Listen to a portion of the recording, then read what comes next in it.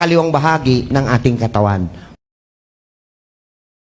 Kung tayo ay matutulog on the left, maiibsan yung gravity ng puso at medyo luluwag po yung kanal o yung tinatawag nating veins, malaki arterial veins sa puso natin para maayos po ang circulatory system sa buong katawan. And the best sleeping position should be straight para walang organs na masasaktan.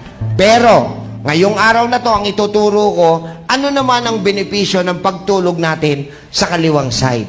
So, subukan nyo po ito at within 2 weeks, which is 14 days, ma-experience nyo na may kakaibang sigla ang inyong katawan. Bakit? Natulog ka sa kaliwang bahagi ng inyong higaan. Okay, benefits of sleeping on your left side. Number 1. It improves the function of your lymphatic system. Okay, ano ang lymphatic system?